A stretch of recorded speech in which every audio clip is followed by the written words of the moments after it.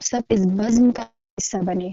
امید کرتے ہیں کہ آپ سب خیریت سے ہوں گے۔ سب سے پہلے میں گزارش کروں گی جناب یاور صاحب سے کہ وہ اس سیشن کا آغاز تلاوت قرآن سے کریں۔ جی بہتر۔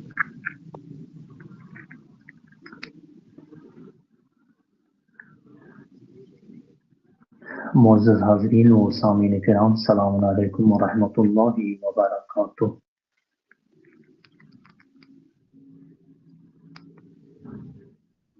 اعوذ باللہ من الشیطان الرجیم،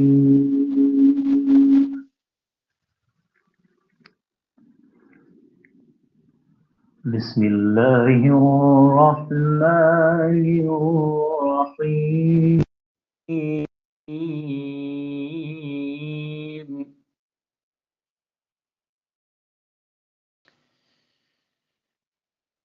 إن فرعون علا في الأرض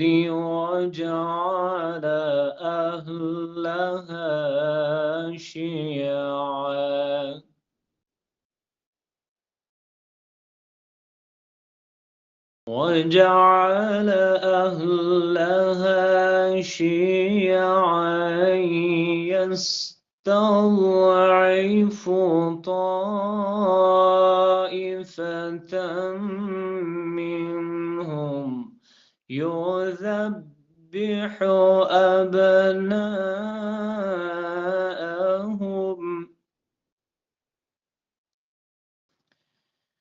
يذبح أبناءهم ويستحيي نساءهم إنه كان من المفسدين.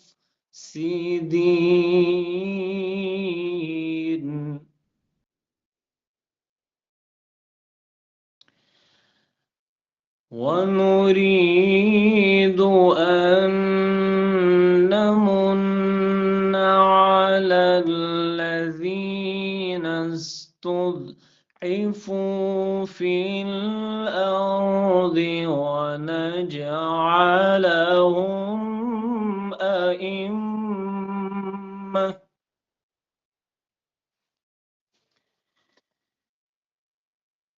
ونجعلهم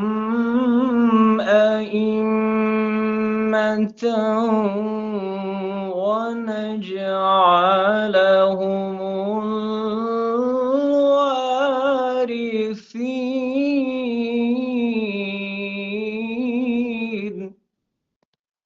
السلام علیکم.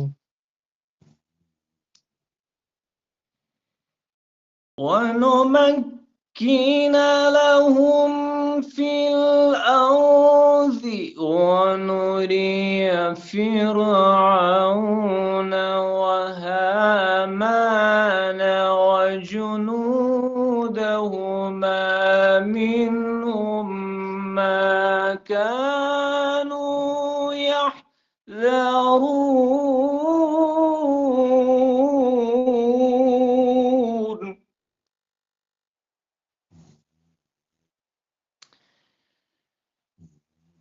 وأوحينا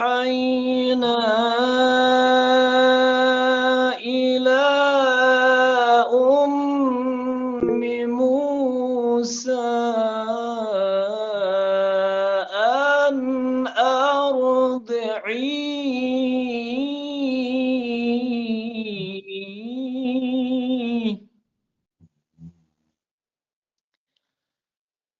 فإذا خفت عليه فألقيه في اليم ولا تخافي ولا تحزني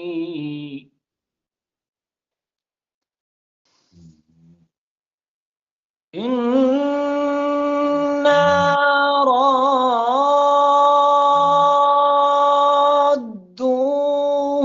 إليك وجاعلوه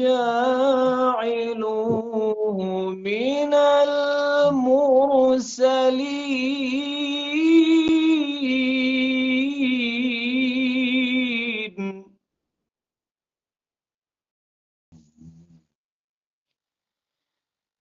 فالتقطه آل فرعون ليكون لهم عدوا وحزنا إن فرعون وهامان وجنودهما كانوا خاطئين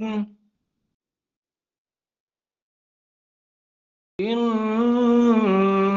فرعون وهامان وجنودهما كانوا خاطئين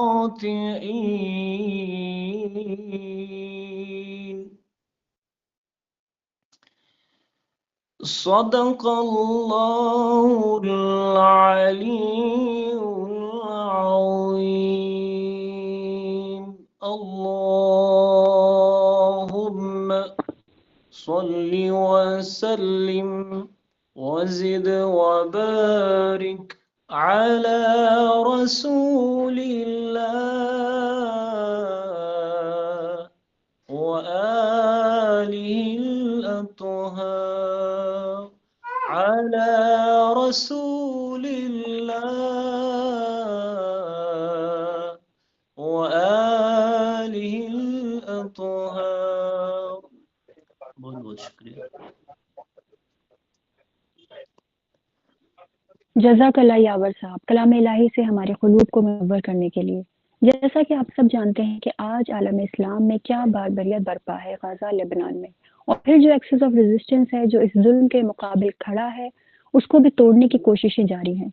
یقیناً آپ سب کے بھی اس ایشو کو لے کر کئی ڈاؤٹس ہوں گے، تو وقت کی ضرورت سمجھتے ہوئے ہمارے ساتھ اس ٹاپک پہ گفتگو کرنے کے لیے موجود ہیں حجت الاسلام والمسلمین مولانا سید عاقب زیدی صاحب جو کہ قوم ایران سے ہیں۔ مولانا عاقب زیدی صاحب کسی تعارف کے محتاج نہیں، لیکن بحیثیت ناظم ہمارا فرض ہے کہ ہمارے مہمان کا تعارف کرائیں۔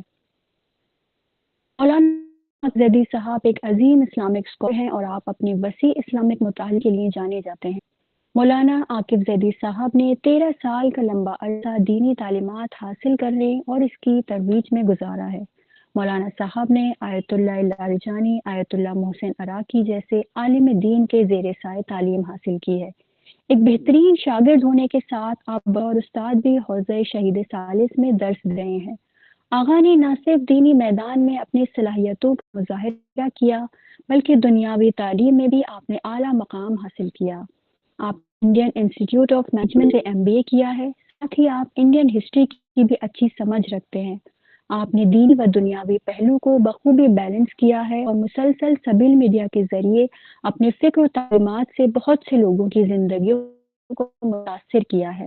میں چند مصروں کے ساتھ بڑے ہی ادب و احترام سے مولانا صاحب کو دعوت دیتی ہوں۔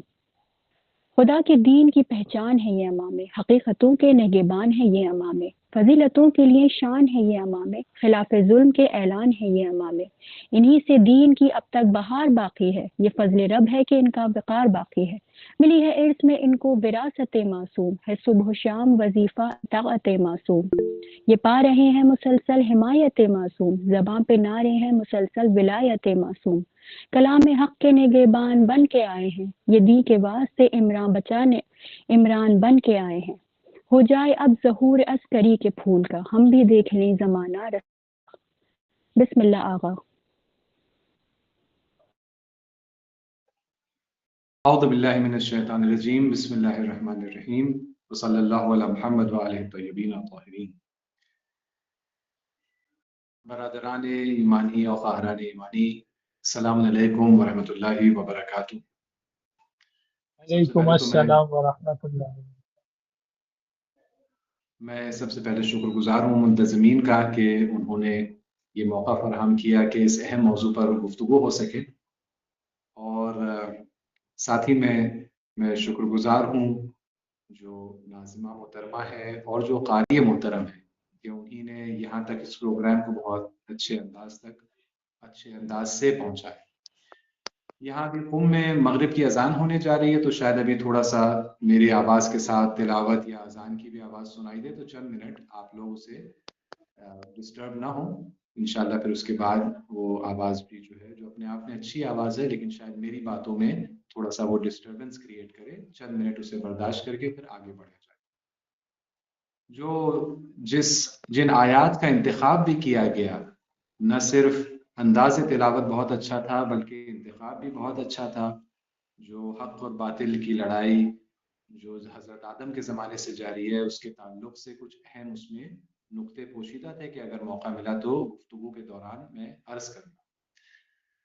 ویسے ہمارے پاس غالباً ابھی اس وقت گفتگو کے لیے شاید بہت سے بہت میرے پاس 40 منٹ کے آس پاس ہیں یا اس سے کم میں کوشش کروں گا اپنی گفتگو کو سمیٹ لوں، اور اس کے بعد آپ لوگوں کے سوال اور جواب جو میری طرف سے دے سکوں گا انشاءاللہ ان کو لے کر آپ کی خدمت میں حاضر رہوں.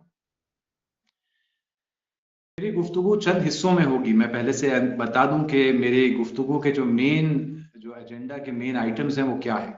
سب سے پہلے چند منٹ گفتگو میں کروں گا اس سلسلے میں کہ ریزسٹنس یا مقاومت یا مزاحمت کسے کہتے ہیں، اسے میں ایکسپلین کرنے کی کوشش کروں گا. پھر اس کے بعد ابھی جو پچھلے 30-40 سال کے دنیا کے حالات ہیں اس پر ایک نظر ڈالتے ہوئے ہم لوگ سیریا میں جو ہوا ہے، ہو رہا ہے اور بلکہ ممکن ہے کہ آئندہ میں مستقبل میں ہونے جا رہا ہے، اس پر گفتگو کو ختم کریں گے لا کر، اور انشاءاللہ اس کے بعد سوال اور جواب. تو سب سے پہلا حصہ میرے گفتگو کا یہ ہے کہ ریزسٹنس، جو اس پروگرام کا ٹائٹل ہے resistance after the fall of Syria. یہ ریزسٹنس ہے کیا مراد ہے جب ہم ریزسٹنس کی بات کر رہے ہیں، ہماری اس گفتگو میں کیا مراد ہے. تو سب سے پہلے تو میں ٹرمینالوجی اور ورڈز کے بارے میں ایک دو باتیں کہہ دوں کہ یہ ریزسٹنس جس کا ٹائٹل میں ذکر ہے، اس کو اردو جو اچھی ادبی اردو ہے اس میں اس کو مزاحمت کہا جاتا ہے، اور فارسی اور عربی دونوں میں اس کو مقاومت کہا جاتا ہے. مقاومت یا اردو میں پھر مزاحمت. تو میں بھی ان تین ٹرمز کو، ریزسٹنس، مقاومت، مزاحمت، ان تینوں کو میں استعمال کروں گا ایک دوسرے کے متبادل اور انٹرچینجبلی میں ان کو استعمال کروں گا انشاءاللہ. تو یہ تو ہو گیا ایک ٹرم، لیکن اس سے مراد کیا ہے؟ اس سے مراد کیا ہے، یہ اہم بات ہے، انشاءاللہ امید ہے کہ اس کو میں منتقل کر سکوں گا. اس کے مراد سمجھنے کے لیے میں آپ لوگوں کے ذہن میں جو معلومات ہیں اسلام کے تعلق سے، میں ان کی مدد لینا چاہوں گا. ہم سب جانتے ہیں کہ انسانیت، ہیومینٹی مختلف قسم کی مشکلات میں گھری ہوئی ہے، اور تمام انسان کچھ چیزوں کی آرزو اور تمنا رکھتے ہیں مشترک طور پر. جیسے کیا؟ تمام انسان جہاں بھی ہیں وہ عدل اور انصاف چاہتے ہیں، نہ صرف اپنے لیے بلکہ پوری دنیا میں چاہتے ہیں قائم. محبت اور شفقت کو عام طور پر انسان پسند کرتے ہیں، بھائی چارگی، بردرہڈ، اخوت کو دوست رکھتے ہیں. انسان عام طور پر چاہتے ہیں کہ علم پھیلے، ترقی ہو. عام طور پر ہیومینٹی چاہتی ہے کہ سکون اور آسائش، چین ہو، آسائش اور کمفرٹ ہو. آرٹ اور کلچر میں ترقی چاہتے ہیں لوگ، ڈیولپمنٹ چاہتے ہیں.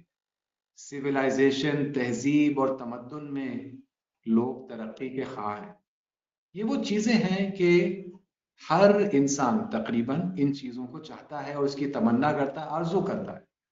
یہ وہ کامن ڈریمز ہیں پوری کے پوری ہیومینٹی کے، مشترکہ وہ خواب اور آرزویں اور تمنائیں ہیں. یہاں پر اسلام اپنے آپ کو تنہا نسخے کے طور پر اور تنہا چابی کے طور پر پیش کرتا ہے کہ جس کے ذریعے اس نسخے کو فالو کر کے ان تمام آئیڈیلز تک پہنچا جا سکتا ہے. بلکہ اگر میں یوں کہوں، نہ صرف یہ کہ اسلام جو ہے وسیلہ ہے ان چیزوں تک پہنچنے کا، بلکہ جہاں کہیں بھی یہ چیزیں حاصل ہوتی ہیں، عدل اور انصاف، محبت، شفقت، بھائی چارگی، ترقی، سکون، آسائش، عبادت، بندگی، آرٹ، کلچر، جہاں کہیں بھی اپنے حقیقی معنوں میں کسی اوج یا پیک پر پہنچتی ہیں یہ چیزیں، تو وہاں اسلام ہوتا ہے اور اسلام کو اگر ہمیں پہچاننا ہے تو ہم ان چیزوں کو تلاش جہاں جہاں کریں گے، جہاں زیادہ ڈیولپڈ فارم پر نظر آئیں گی، وہیں پر ہمیں اسلام بھی نظر آئے گا۔ یہ وہ چیزیں ہیں جو ہم اور آپ مسلمان ہونے کے اعتبار سے یہ جانتے ہیں۔ اس کو بیس بنا کے میں آگے ایک اور بات عرض کرتا ہوں۔ ابھی بھی ہم اسی سوال کا جواب تلاش کر رہے ہیں کہ ریزسٹنس، مقاومت، مزاحمت ہوتی کیا ہے۔ اگلی بات میری یہ ہے، اور یہ بھی آپ کی نالج پر بیسڈ ہے، آپ جانتے ہیں کہ اسلام، اور سب لوگ یہ کہتے ہیں کہ اسلام ایک سوشل ریلیجن، مشہور ہے اسلام کے بارے میں، انفرادی اور انڈیویجول ریلیجن نہیں، سوشل ریلیجن۔ اس کا مطلب یہ ہے کہ اسلام چاہتا ہے اور ارادہ رکھتا ہے کہ وہ سوسائٹی میں اپلائی ہو، نہ صرف یہ کہ دلوں میں رہے یا کتابوں میں دھول جمے اس میں۔ دوسری بات کیا کہ اسلام ایک یونیورسل ریلیجن ہے، یعنی اسلام آ کے اپنی بات کو ہر انسان سے کرنا چاہتا ہے۔ اس کا خطاب ہر انسان سے، اس کا مخاطب اور آڈینس ہر انسان ہے۔ کیوں؟ کیونکہ اسلام کی تعلیمات ہیومن نیچر سے میچ کرتی ہیں، انسانی فطرت سے، اور انسانی فطرت وہ چیز ہے جو ہر انسان میں پائی جاتی ہے۔ اس لیے اسلام کے پاس ہر انسان سے کہنے کے لیے کچھ نہ کچھ ہے۔ ایک بڑی تعداد سے یہ کہتا ہے اسلام کہ مسلمان ہو جاؤ، ایمان لے آؤ، اور جو ایمان لے آتے ہیں ان سے اسلام کہتا ہے کہ اپنے ایمان کے درجے کو بڑھاؤ، یا ایھا الذین آمنوا آمنو، ایمان اپنا بڑھاؤ۔ ہر ایک سے کچھ نہ کچھ کہتا ہے اسلام۔ بنیادی طور پر جو اس کی گفتگو کا انداز ہے اسلام کا، وہ دعوت دینے کا انداز ہے۔ دعوت دیتا ہے، بلاتا ہے، پکارتا ہے۔ اور ظاہر سی بات ہے، آپ کو پتا ہے کہ دعوت جب دی جاتی ہے تو جسے دعوت دی جا رہی ہے اس کے پاس ایک آپشن ہوتا ہے، وہ چاہے تو اس دعوت کو قبول کرے، چاہے اسے ٹھکرا دے۔ یعنی اسلام پوری طرح سے فری ول اور اختیار اور آزادی کے پیراڈائم میں اپنے آپ کو آگے بڑھاتا ہے۔ لیکن کیونکہ اسلام کی جو ٹیچنگز ہیں وہ سب کے سب ہیومن نیچر سے میچ کرتی ہیں، اسلام کانفیڈنٹ ہے کہ اس کی دعوت کو ایک بڑی تعداد قبول کرے گی، کیونکہ وہ ان کی فطرت اور نیچر سے میچ کرتی ہے، اس میں ان کو اپنا فائدہ نظر آئے گا، اور وہ ان کو جو ان کے جو ارمان ہیں اور ان کی جو تمنائیں ہیں جن کا ذکر ہوا چند منٹ پہلے، وہ وہاں انہیں حقیقت میں انسان کا ایک بڑا حصہ ان کو وہاں پر حاصل ہوتا ہوا دیکھے گا۔ لیکن اس کے باوجود ایک بڑی تعداد ہے کہ جو اس دعوت کو قبول نہیں کر پاتا۔ اس کی مختلف وجوہات ہیں۔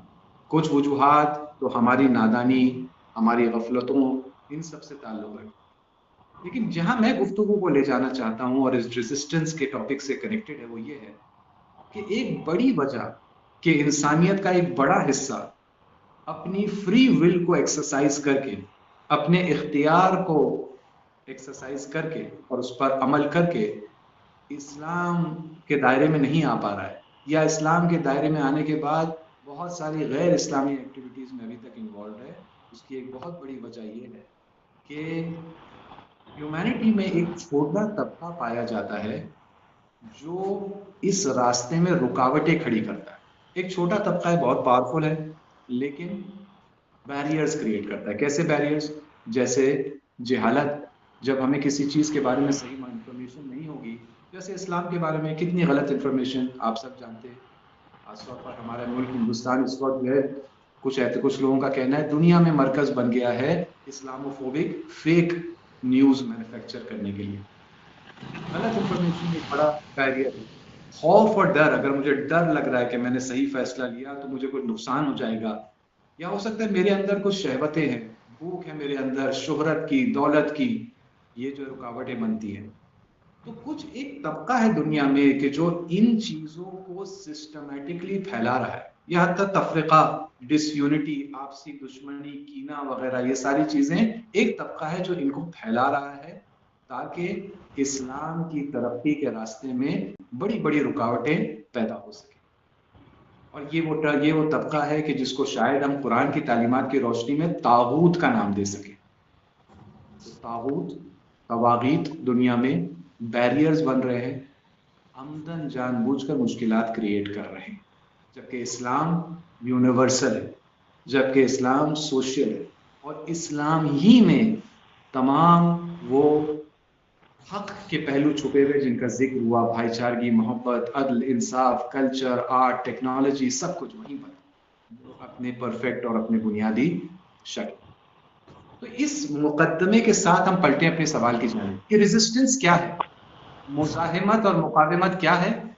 तो उसके जवाब में हम ये अर्ज कर सकते हैं कि रेजिस्टेंस एक बुनियादी इस्लामी तालीम है, one of the fundamental teachings of Islam है, पूरी तरह इस्लाम में बेस्ड है, इस्लाम से डिराइव्ड है, कुरान से, सुन्नत से, सीरत से डिराइव्ड है, कि जिस तालीम पर अमल करके इन तागूतों के जो मंसूबे और प्लान्स और रुकावटें हैं, उन रुकावटों को हटाया जा सकता है और इस्लाम को अपनी हकीकी सूरत में इंसानियत के सामने पेश किया जा सकता है। और इंसानियत को हकीकत में यह ऑप्शन मिल सकता है कि अगर वो मुसलमान नहीं है तो वो मुसलमान हो जाए, और अगर मुसलमान है तो वो वाकई मुसलमानों की तरह जिंदगी गुजार सके, अपने ईमान को मजबूत करें और इस्लाम की टीचिंग्स को जिंदगी के हर शोबे में बड़ी खुशी से और आज़ादी से अप्लाई कर सके, और उसके नतीजे में वो तमाम फायदे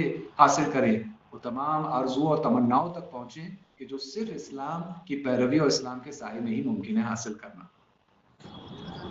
तो रेजिस्टेंस वो नजरिया है, वो टीचिंग्स का मजमुआ है, वो मॉडल्स हैं, मुकावमत और मुज़ाहिमत, जो इन रुकावटों को हटाकर ये फ्री चॉइस के लिए, इंसानियत के लिए जमीन हमवार करती है और अपॉर्चुनिटी को हकीकत में और रियलिटी में तब्दील करती है। ये हमने अलग अलग दौर में देखा। मैं जल्दी से बता दूं, अगर हम हुजूर की जिंदगी को देखें तो जब वो मक्के में है, मक्के में बड़ा मजलूमियत का दौर है, उस जमाने में रेजिस्टेंस कैसे हो रहा है? उस जमाने में टॉर्चर बर्दाश्त करके हो रहा है।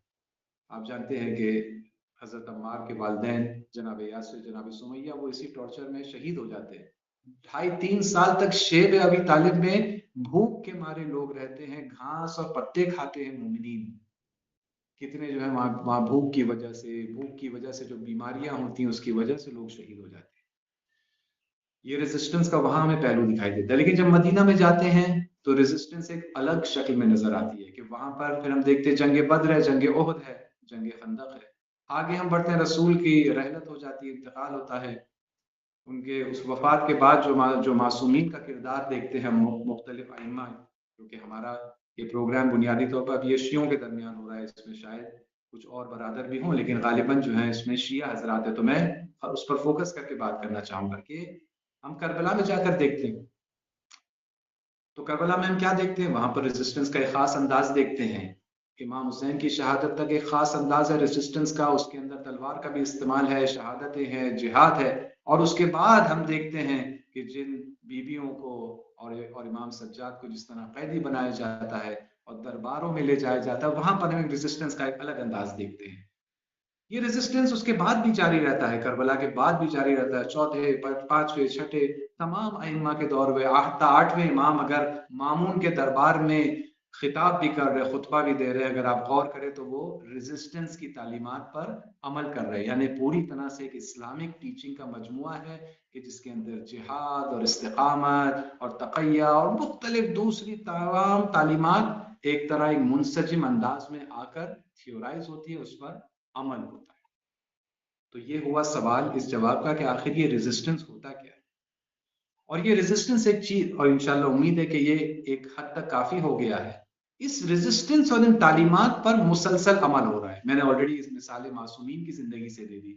मासूमीन का जब हुजूर का दौर खत्म होता है, यानी गैबत का दौर शुरू होता है, तब भी इन तालीमात पर अमल करने वाले मोमिनीन हमेशा, मुस्लिमीन हमेशा मौजूद रहे हैं और तारीख के वाकयात उससे जो है भरे हुए हैं। लेकिन इस रेजिस्टेंस पर अमल करने वालों को एक टर्निंग पॉइंट नसीब होती है और एक बड़ी कामयाबी नसीब होती है, और वो है 1979। आज से तकरीबन 45 साल पहले दुनिया किस हालत में है? दुनिया एक ऐसी हालत में है कि जहां वेस्ट पूरी तरह से दुनिया को डोमिनेट कर रहा है, चाहे वो वेस्ट का कैपिटलिस्ट लिबरल धड़ा हो अमेरिका की सरकर्दगी और सरबराही में, चाहे वो वेस्ट का ही कम्युनिस्ट धड़ा हो, यूएसएसआर और ईस्टर्न ब्लॉक और कम्युनिस्ट ब्लॉक के तहत, सब कुछ वेस्ट है। दुनिया में जो भी तरक्कियां हो रही हैं, जिनको तरक्कियां समझा जा रहा है, चांद पर इंसान जा रहा है, साइंस और टेक्नोलॉजी में, कम्युनिकेशंस टेक्नोलॉजी में, मेडिकल टेक्नोलॉजी में जो भी कामयाबियां बड़ी बड़ी हासिल हो रही हैं, वो सब वेस्ट से हो रही है। जो बर्बादियां भी हासिल हो रही हैं दुनिया में, वो भी वेस्ट से ही हासिल हो रही है। वेस्ट है जिसने सेकेंड वर्ल्ड वॉर में बकौल खुद उन लोगों के 7 करोड़ इंसानों को कत्ल किया है। वेस्ट के ही आपस के झगड़े ये रहे। अलबत्ता ये याद रहे कि जब उन्होंने ये 7 करोड़ कत्ल किए तो ज्यादातर जो है रशिया और चाइना में कत्ल किए, यानी झगड़े उनके होते हैं, कत्ल आम मचाते हैं कहीं और, जैसे हम आज भी इस टाइप का पैटर्न देख सकते हैं। या वेस्ट है जिसने न्यूक्लियर बॉम्ब्स बनाए, और सिर्फ वेस्ट है जिसने बाकायदा शहरों पर इन बॉम्ब्स को दागा है अगस्त 1945 में जापान के 2 शहरों। तो चाहे वो जो जाहिर में तरक्कियां नजर आ रही हैं वो भी वेस्ट से हैं, जो बर्बादियां हैं वो भी वेस्ट से हैं अगर हम 1979 में खड़े। और बाकी दुनिया में जो भी होता है, कहीं पर कोई भी बड़ा कोई वाकया पेश आता है सियासी तौर पर, कहीं कोई इनकलाब, कोई हुकूमत में तब्दीली वगैरह, सब इनडायरेक्टली वेस्ट से कनेक्टेड होती है। फला ईस्टर्न मुल्क में तख्ता पलट दिया किसने? कम्युनिस्ट पार्टी ने उस मुल्क की, लेकिन कम्युनिज्म तो वेस्टर्न एक आइडियोलॉजी है। लेकिन इस दुनिया में 1979 में इस्लामिक रेवोल्यूशन ईरान में होता है कि जो पहली बार एक बड़ा वर्ल्ड इवेंट है कि जो ना वेस्ट में हो रहा है ना उसके पीछे वेस्टर्न ताकतों का किरदार है, और ये एक बड़ा धमाका होता है उस जमाने में। इसका ये यूनिक नेचर एक बहुत बड़ा जलजला साबित होता है। ये जो बड़ा जलजला है, हमारा टॉपिक है रेजिस्टेंस। पलटे हम अपनी टॉपिक की जाए। ये जो बड़ा जलजला वाक़या होता है 1979 में, ये दर हकीकत क्या है? ये उसी रेजिस्टेंस की टीचिंग पर ईरान 1960s और 1970s के जो ईरानी सोसाइटी है उसके तकाजों के मुताबिक अमल करना। फिर मैं अपनी बात को दोहराऊं, इस्लाम की जो ये बेसिक टीचिंग है जिसको कहते हैं रेजिस्टेंस, इस रेजिस्टेंस पर जब इमाम खुमैनी रहमतुल्लाह अलैह जैसी शख्सियत की लीडरशिप में और रहबरी में अमल हुआ, इसको टीचिंग को प्रैक्टिकल में तब्दील किया गया। कैसे तब्दील किया गया? ईरान के उस जमाने के नीड्स के मुताबिक और कंडीशंस के मुताबिक। तो हम उसको कहते हैं इस्लामिक रेवोल्यूशन ऑफ ईरान। उस जमाने की कंडीशंस के मुताबिक क्या हुआ? उस जमाने की कंडीशंस के मुताबिक ये था, यहाँ पर एक बादशाह था, उसको शाह कहा जाता था, तो इसीलिए उसका नारा बना, उस मूवमेंट का नारा बना, मर्ग बर शाह, शाह मुर्दाबाद, शाह को निकालो यहाँ से। अब किसी और मुल्क में होता जहाँ शाह नहीं होता, बादशाह नहीं होता, तो ये नारा नहीं होता। या मिसाल के तौर पर उसमें आज़ादारी और करबला और ये सब का बहुत बड़े पैमाने पर इस्तेमाल हुआ, क्योंकि ये एक शिया सोसाइटी थी और आज भी है। शायद किसी और सोसाइटी में इन चीजों का उतना ज्यादा सामने किरदार ना हो, गरचे पीछे इन चीजों का हमेशा किरदार, या उससे ज्यादा वाज़ेह। ईरान में 1979 तक का जो फेज है रेवोल्यूशन का, वो बुनियादी तौर पर एक अनआर्म्ड, गैर मुसल्लह मूवमेंट है। इमाम खुमैनी हरगिज पसंद नहीं करते थे कि ईरानी पब्लिक इस मूवमेंट को, इस क़याम को आर्म्ड तरीके से अंजाम दे, वहां उस मुल्क के हालात को देखते हुए। बल्कि जब सामने ईरानियन आर्मी, बादशाह की ईरानी आर्मी आके हमला करने की कोशिश करती थी, तो ये फूल दिया करते थे उस आर्मी को, क्योंकि उस जमाने के हालात का तकाजा ये था कि इन टीचिंग्स, रेजिस्टेंस की टीचिंग्स पर इस तरह अमल किया जाए। तो ये एक बड़ी कामयाबी हासिल होती है, टर्निंग पॉइंट है। उसके बाद ये कामयाबियों का सिलसिला आगे बढ़ता जाता है। खुद ईरान के अंदर जमहूरिय इस्लामी नाम का हुकूमती निज़ाम कायम होता है, इस्लामिक रिपब्लिक कायम होती है, जो आज तक कायम है।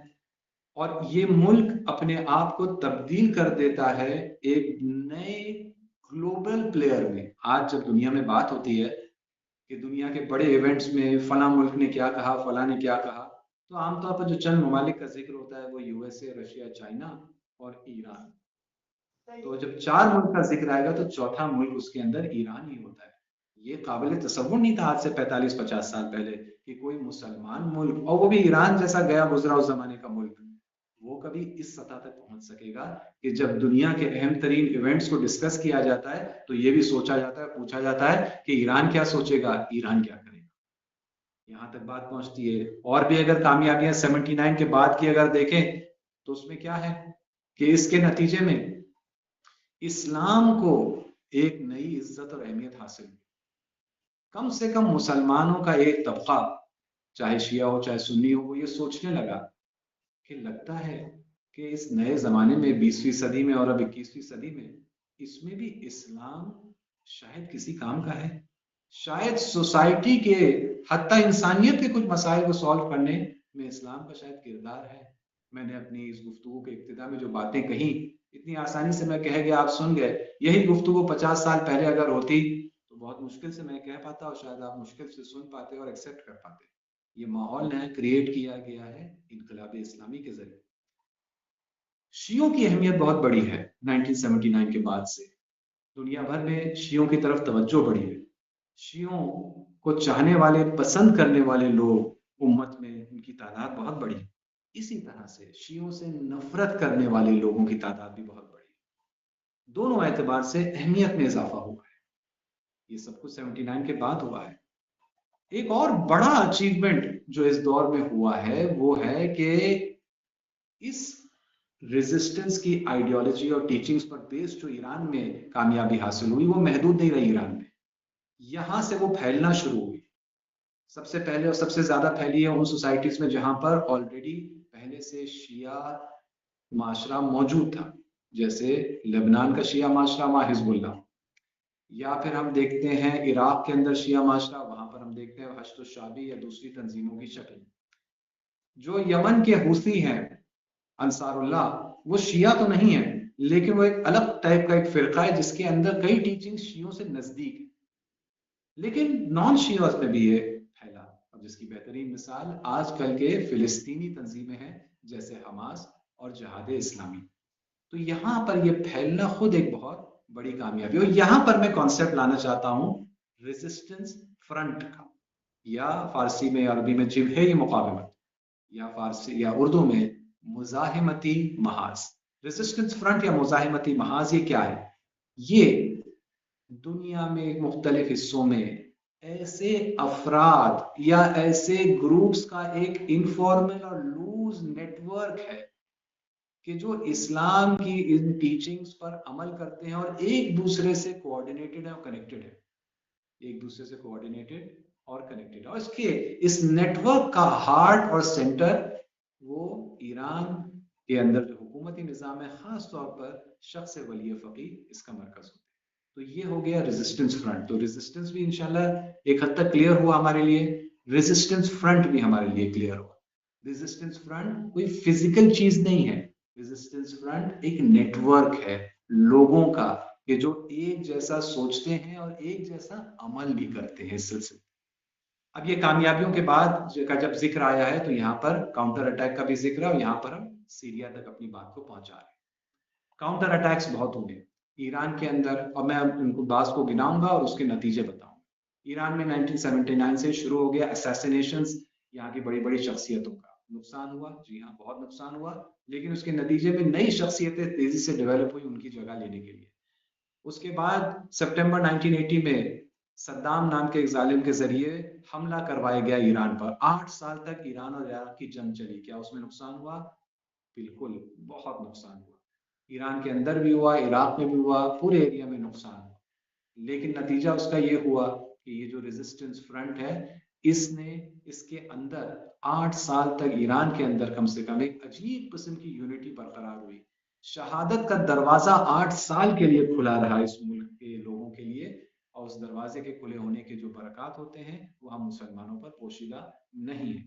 سینکشنز بہت نقصان دہ رہے، آج بھی بہت نقصان دہ، لیکن دوسری طرف نقصان کے علاوہ فوائد سے ہم غافل نہ رہیں کہ سینکشنز کے نتیجے میں ایک انڈیپینڈنس، اپنے خود ٹیکنالوجیز ڈیولپ کرنا، ایک بیزاری اور ایک بے نیازی سی ایک سوسائٹی میں ڈیولپ ہو جاتی ہے، کیونکہ پھر اس کو امید و توقع ہی نہیں رہ جاتی کہ دوسرے آ کے اس کے کسی چیز اس کی ضرورت کو پورا کریں گے، اور ایک قسم کی ریزیلینس اور مضبوطی ڈیولپ ہو جاتی ہے سوسائٹی میں. مثال بس دے دوں, میں ایران میں کئی سال سے میں رہ رہا ہوں. اس مدت میں یہاں کی کرنسی کتنی گنا ڈیویلیو ہو چکی ہے کہ اس کا کوئی حساب نہیں ہے کتنی گنا ڈیویلیو ہو چکی ہے.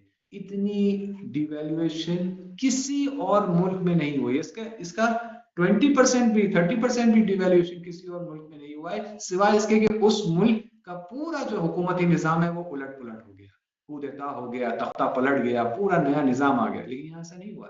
ریزیلینس سوسائٹی کے اندر پائی جاتی. اس کے علاوہ عراق پر حملہ کیا گیا. اسی ریزسٹنس فرنٹ کو کمزور کرنے کے لیے 2003 میں اس کے نتیجے میں نقصان ہوا, بہت نقصان ہوا. 14 سے 15 لاکھ عراقیوں کو ناحق مارا گیا ہے, ویسٹرنرز نے مارا ہے اس مدت پہ. لیکن اس کے نتیجے میں صدام ختم ہوا, اور شیعوں کے لیے جو وہاں کی میجورٹی ہے, میجورٹی کو وہاں پر اپنے پولیٹیکل حقوق کچھ حد تک حاصل ہوئے, کافی حد تک حاصل ہوئے. اس کے بعد آئیسس 2013-14 10 سال تقریباً ہو رہے ہیں. آئیسس جیسی ایک خطرناک چیز کو ویسٹ نے, زائنزم نے کریٹ کر کے آگے بڑھایا. اس سے نقصان ہوا, بے شک بہت نقصان ہوا, اور آپ لوگوں کے سامنے کی بات ہے اس لیے میں اس کی ڈیٹیلز نہیں بتا رہا ہوں. لیکن فائدے کی طرف بھی توجہ کریں. اگر آئیسس کو کریٹ نہیں کیا جاتا تو عراق کے اندر حشد الشعبی, پاپولر موبلائزیشن فورسز, لاکھوں کی تعداد میں یہ ملیشیا کریٹ نہیں ہوتا جو آج بھی ہے, اور عراق کی مضبوطی کا ایک بڑا سبب ہے. اسی طرح سیریا میں بھی بہت بڑی ایکٹیویٹیز ہو سکی, اور اس طرح سے جبہے مقاومت اسرائیل کے بارڈرز کے اور نزدیک پہنچ گئی. اس کے فائدے ہوئے. یا ابھی ہم تو یہاں تک ہماری گفتگو ہو گئی. 1979 کیا ہے, ٹرننگ پوائنٹ ہے ریزسٹنس کی ٹیچنگز پر عمل کرنے کا. میں ذرا تیز سپیڈ میں بول رہا ہوں کیونکہ ٹائم کم ہے, ہمیں آگے سوال جواب پر بھی گفتگو کرنا ہے, اور اب مجھے سیریا کی گفتگو یہاں شروع کرنا ہے. ریزسٹنس اسلامک ٹیچنگز کا ایک مجموعہ ہے. 1979 میں ان ٹیچنگز پر عمل کرنے والوں کو ایک بڑی کامیابی نصیب ہوئی, ٹرننگ پوائنٹ ہے. اس کے بعد سے اور بہت کامیابیاں حاصل ہوئی, لیکن ان کامیابیوں کے مقابلے میں دنیا کے طواغیت نے ہاتھ پر ہاتھ دھرے بیٹھے نہیں رہے. انہی نے مسلسل کاؤنٹر اٹیک کیا. ہر کاؤنٹر اٹیک سے انہوں نے ریزسٹنس فرنٹ اور مزاحمتی محاذ میں بہت نقصان پہنچایا, ہر اٹیک نے.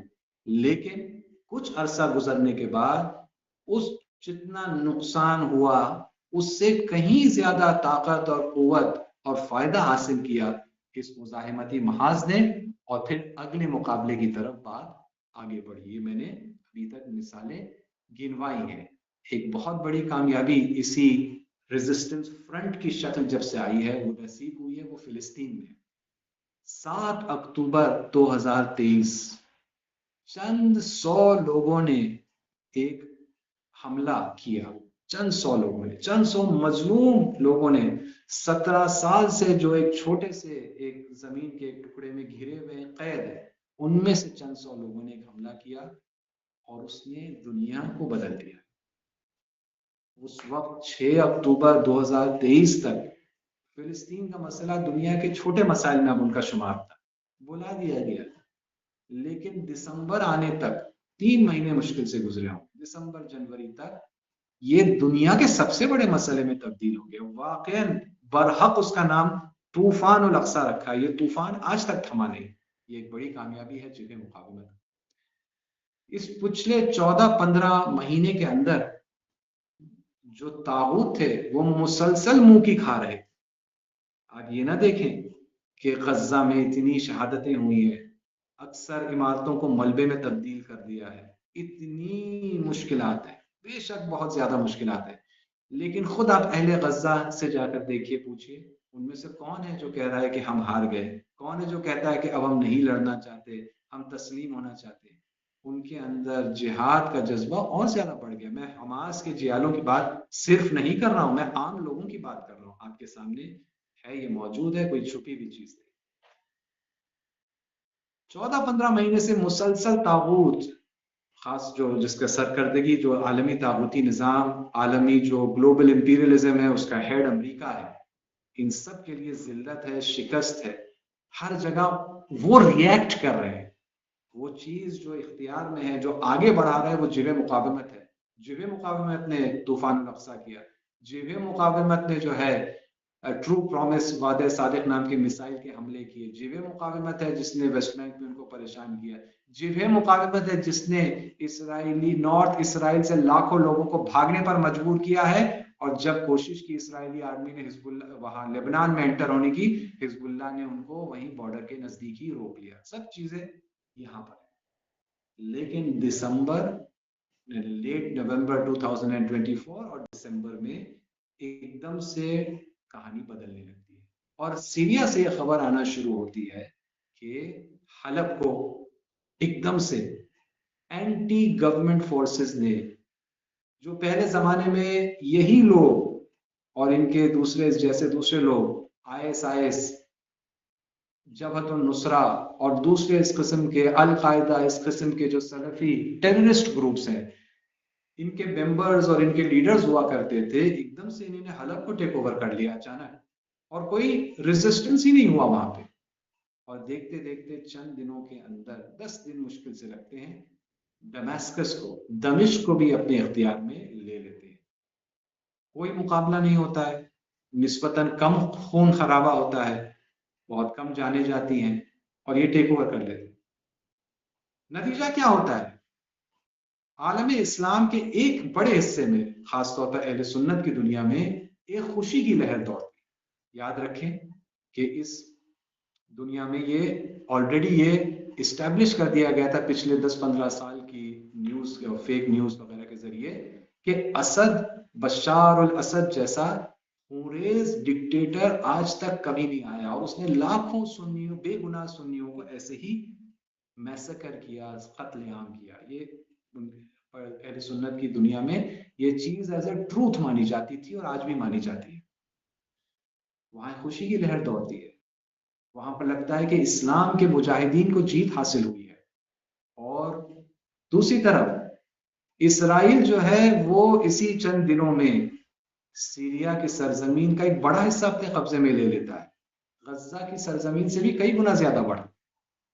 इन्हीं चंद दिनों में सीरिया और अमेरिका मिलकर, माफी चाहता हूं, इसराइल और अमेरिका मिलकर इतने सारे फौजी और दूसरे इंफ्रास्ट्रक्चर के लोकेशंस और मकामात को बमबारी करते हैं कि सीरिया को खोखला करने की कोशिश करते हैं, और काफी हद तक जाहिरन उनको इसमें कामयाबी भी मिलती है। और दुनिया का अटेंशन फिलिस्तीन से हट जाता है, आलम इस्लाम का अटेंशन काफी हद तक फिलिस्तीन से हट जाता है। अहले सुन्नत के दुनिया के एक हिस्से में खुशी है, एक बड़ी कामयाबी हासिल हुई। उसके मुकाबले में जो इस तबके का हिस्सा नहीं है, या तो अहले सुन्नत से ताल्लुक रखते हैं लेकिन ज्यादा मालूमात तो समझ रखते हैं, या अहले सुन्नत से ताल्लुक नहीं रखते हैं, उनके अंदर एक घबराहट और एक मायूसी की लहर दौड़ती है इसी पीरियड में।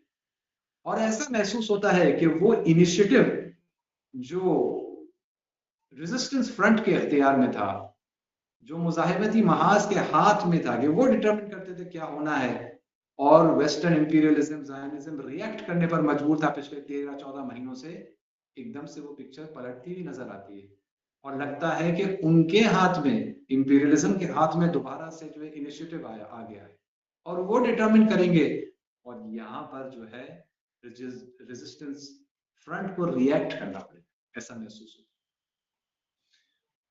इस पोजीशन में अगर हम आगे आकर देखें कि क्या होने का इम्कान है, तो हमारे सामने पिक्चर तकरीबन क्लियर है। मैं अपनी बात को इख्तिताम तक पहुंचा रहा हूं ताकि सीरिया के बारे में और भी डिटेल में गुफ्तगू सवाल और जवाब के ज़िम्न में हो सके इंशाअल्लाह। अगर हम फ्यूचर में देखते हैं तो जाहिर सी बात है फ्यूचर को कोई प्रिडिक्ट एग्जैक्टली तो नहीं कर सकता, लेकिन हम यानी डिटेल के साथ, सर्टिनिटी के साथ नहीं कह सकते एग्जैक्टली ये चीज फला दिन होगी और ये होगा, नहीं। लेकिन ट्रेंड्स जो है तकरीबन क्लियर है, ट्रेंड्स तकरीबन क्लियर है। क्यों? क्योंकि हमारे सामने जो मुख्तलिफ प्लेयर्स हैं, उनका पास्ट और उनका जो प्रेजेंट है, उनका माजी और हाल है, वो हमारे सामने है, और इससे हम एनालाइज करके काफी कॉन्फिडेंटली फ्यूचर ट्रेंड्स को कम से कम प्रिडिक्ट कर सकते हैं। एक ट्रेंड जो हम आगे प्रिडिक्ट कर सकते हैं, अच्छा यहाँ पर मैं میں نے شروع میں یہ عرض نہیں کیا، میں ابھی بھی یہ کہہ دوں کہ میری کوشش ہے کہ میں اپنی باتوں کو خاص طور پر رہبر معظم کی جو نظریات جو پبلک میں پبلش ہوئے ہیں جس حد تک ان سے میچ کر کے اپنی بات کو پیش کروں، اور ابھی بھی میں یہی کوشش کر رہا ہوں۔ کچھ جو ہم ٹرینڈ پریڈکٹ کر سکتے ہیں وہ یہ ہے کہ ابھی شارٹ ٹرم میں سیریا کے اندر حالات بد سے بدتر ہوں گے، اس کا کافی زیادہ امکان ہے۔ یعنی کیا؟ یعنی مثال کے طور پر جو ابھی فی الحال یہ گروپس پاور میں آئے ہیں یہ آپس میں ممکن ہے لڑیں گے۔ بتایا جا رہا ہے 37 الگ الگ گروپس ہیں کہ جن کو امریکہ اور اسرائیل نے ٹرکی کی مدد سے آرگنائز کر کے فی الحال ایک یونٹی کریٹ کی ہے، لیکن ہے نہیں یہ یونیفائڈ۔ مثال کے طور پر ان کے اندر تو سیرینز تو ہیں ہی، لیکن اس کے اندر بہت سارے نان سیرینز ہیں، اور جیسے چائنا سے آئے ہوئے ویغور ہیں، چچنز ہیں، پاکستانی ہیں، افغانستانی وغیرہ وغیرہ مختلف ٹائپ کے اس کے اندر فائٹرز ہیں۔ ان لوگوں کے ذہن میں خاص تصور ہے اسلام کا اور شریعت کا کہ جس کے اندر جو ہے گلا کاٹا جاتا ہے، گولی چلائی جاتی ہے، کوڑے برسائے جاتے ہیں، یہی سب اسلام ان کا اسی میں ہوتا ہے۔ ان کو چند دن کے بعد ان کو اپنا اسلام چاہیے ہوگا، وہ کہیں گے ہم یہاں وہاں سے اٹھ کر یہاں نہیں آئے تھے ڈیموکریسی کے لیے اور الیکشنز کے لیے، سب تو تمہارا ڈرامہ ہے، ہمیں تو اپنا اسلام چاہیے۔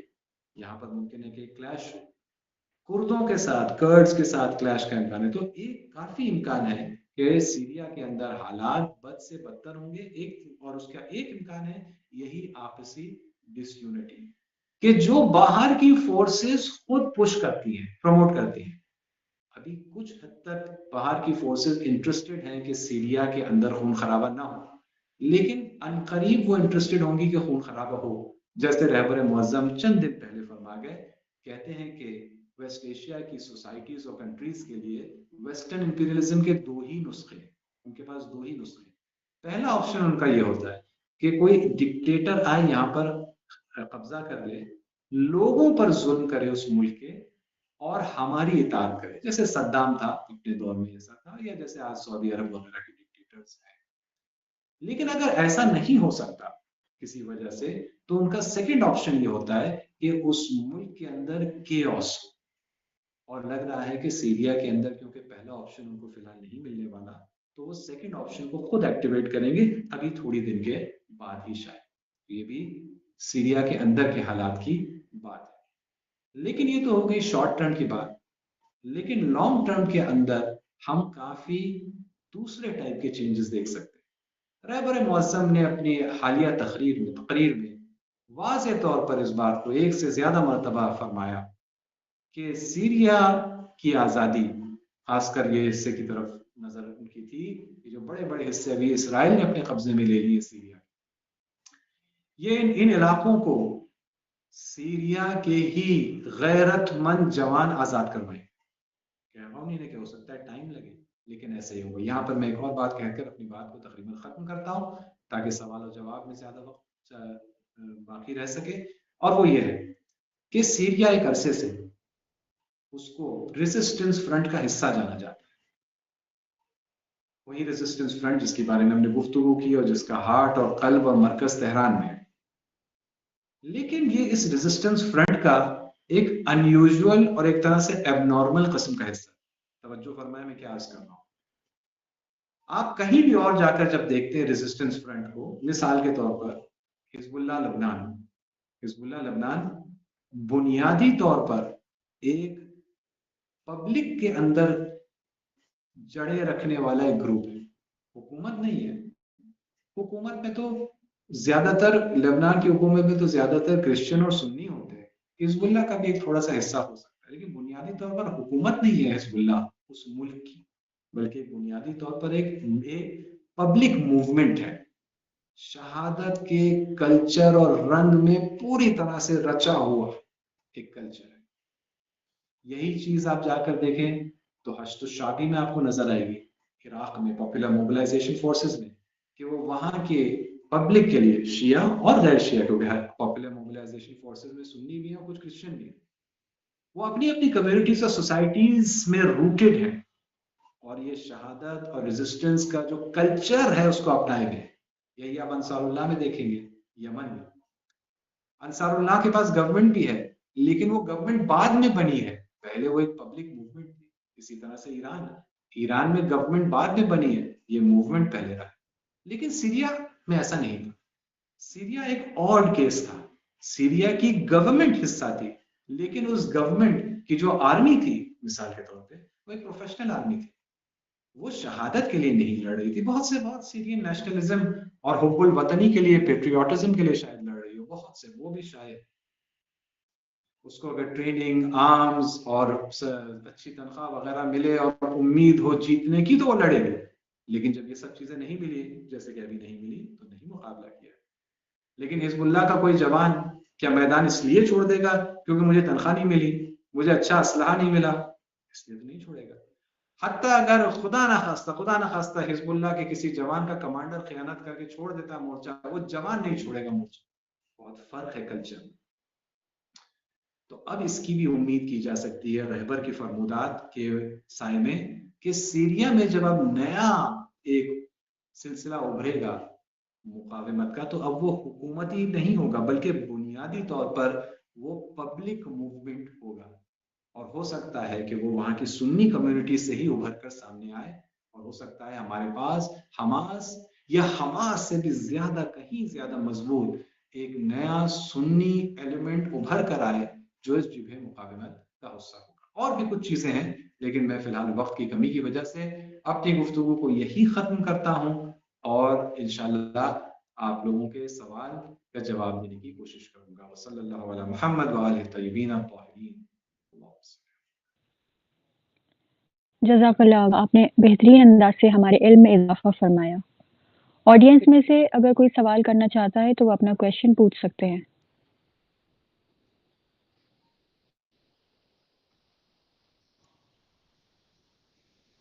آپ اپنا سوال ٹائپ کر کے بھی پوچھ سکتے ہیں.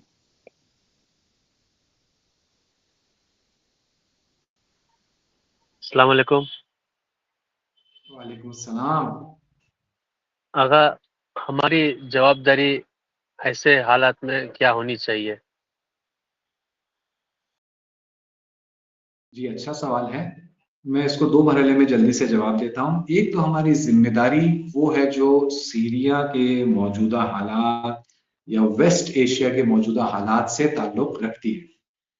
تو ایک اہم ذمہ داری اس سلسلے میں یہ ہے، سب سے پہلے ہم اس موقع کو استعمال کریں اپنے ایمان کو اور مضبوط کرنے.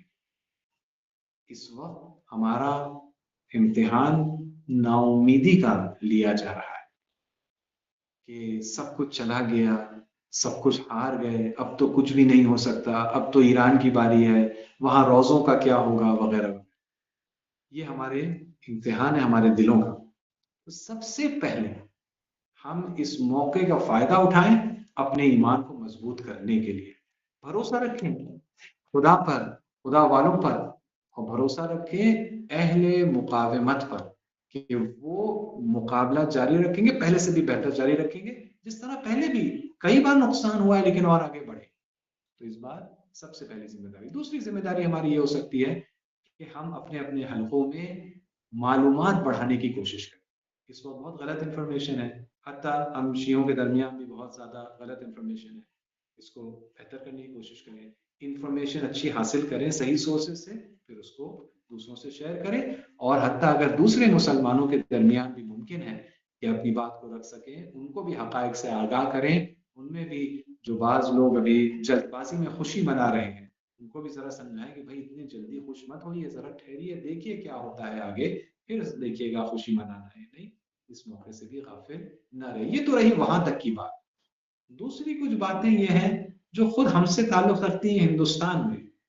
میں نے ابھی ذکر کیا جبہے مقاومت کی بات کو، اور میں نے مثالیں دی کہاں کہاں ہیں. لیکن رہبر نے اپنی حالیہ تقریر میں یہ کانفیڈنس کے ساتھ، یقین کے ساتھ کہا کہ آپ لوگ دشمن کے بارے میں کہا کہ وہ لوگ سمجھ رہے ہیں کہ ہم نے اس طرح سے جبہے مقاومت کو توڑ دیا، اس کو چھوٹا کر دیا. نہیں، ایسا نہیں ہے. کہہ رہے ہیں کہ آپ کی اس حرکت سے اور زیادہ پھیلے گا، اور زیادہ پھیلے گا. تو ہم اس بارے میں سوچیں کہ اس کے پھیلنے کا مطلب کیا ہے، خاص طور پر ہندوستانی ہونے کے اعتبار سے. کیا یہ اس کا پھیلنے کے لیے صرف وہی ممالک جو ویسٹ ایشیا میں ہیں وہی مد نظر ہیں؟ کیا آج سے چند مہینے پہلے جب امریکہ کی یونیورسٹیز میں کئی سارے امریکن طلباء اسٹوڈنٹس پروٹیسٹ کر رہے تھے اسرائیل کے جینوسائیڈ کے خلاف اور انسانیت کے حق میں پروٹیسٹ کر رہے تھے، تو اس وقت رہبر معظم نے ایک خط جاری کیا، ان کے نام اوپن لیٹر جاری کیا کہ اس میں ان کی تعریف کی اور ایک عجیب جملہ فرمایا انہوں نے. تقریباً ان کا مضمون ان کے جملے کا یہ تھا کہ آپ لوگ اپنی اس شجاعت سے، اس صحیح عمل سے جو آپ نے اپنی اپنی سرزمین میں انجام دیا ہے، صحیح قدم جو آپ نے اٹھائے ہیں، آپ جبہۂ مقاومت یعنی ریزسٹنس فرنٹ کا ایک حصہ بن گئے. سوچے اس بارے میں، عجیب بات ہے.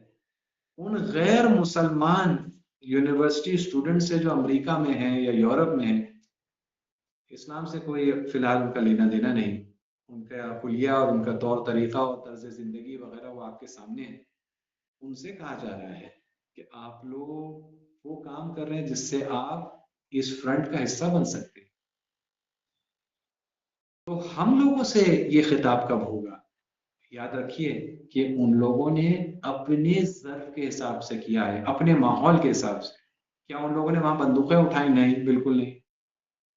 انہی نے پروٹیسٹ کیا، لیکن صحیح ٹائم پر، صحیح ایشو پر، صحیح جگہ اور انداز سے پروٹیسٹ کیا کہ جس سے دشمن کو بہت تکلیف ہوئی. پولیس باقاعدہ بلا کے کیمپس میں جو ہے اجاڑ دیا ان کیمپس کو، برباد کر دیا اسٹوڈنٹس کے کریئرز کو، لیکن وہ ڈٹے رہے اس میں. ایک زمانے تک اس کے بعد ایسا انہوں نے کر لیا ہے کہ اب وہاں ممکن ہی نہیں ہونا کوئی پروٹیسٹ فی الحال، اس لیے اب نہیں ہو رہے ہیں وہاں کی یونیورسٹیز میں. نہ یہ کہ لوگوں کو انٹرسٹ ختم ہو گیا ہے، اتنی بری طرح سے وہاں کی یونیورسٹی ایڈمنسٹریشن اور انتظامیہ نے کاؤنٹر اٹیک کیا کہ ناممکن کر دیا فی الحال وہاں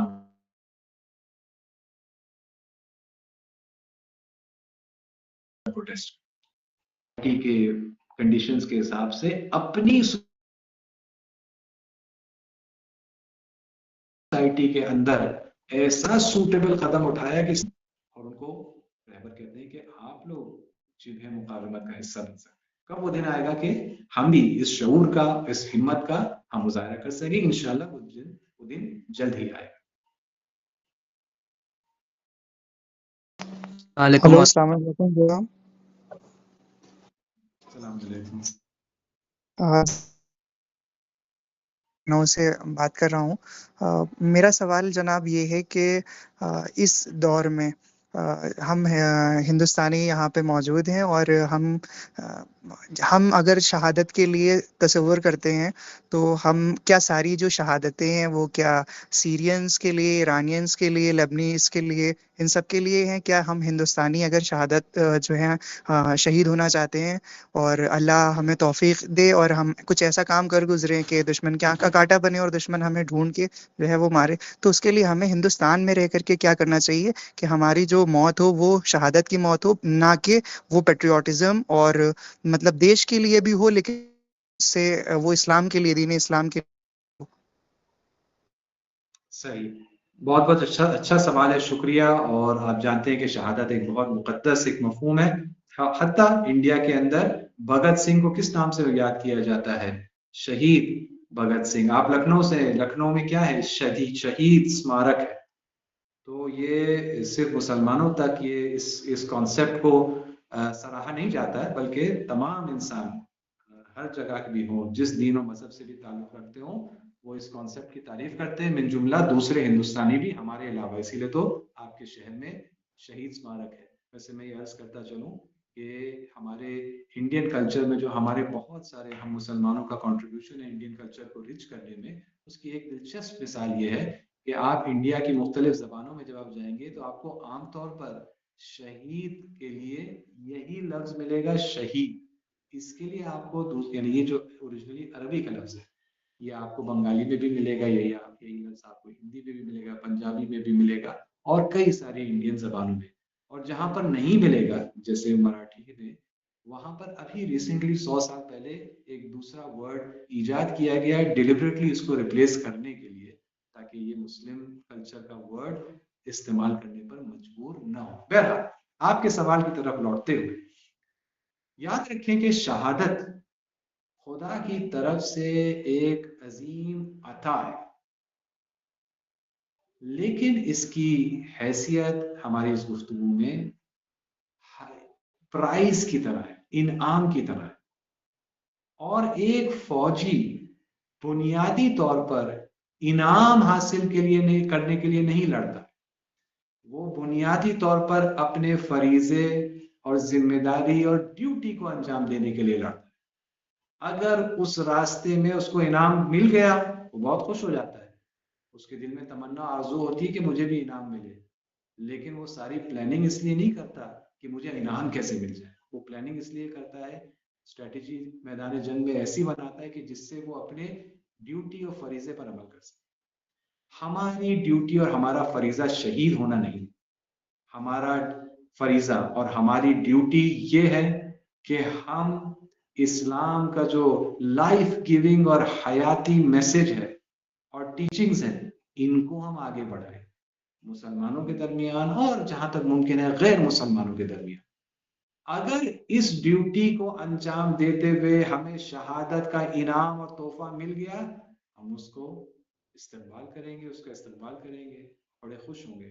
لیکن ہم شہادت کے لیے پلاننگ نہیں کرتے، جس طرح کوئی بھی جو کانشنشیس اور ہونہار فوجی ہے وہ ایوارڈ کے لیے اسٹریٹجی نہیں بناتا ہے بلکہ جنگ جیتنے کے لیے اسٹریٹجی بناتا ہے.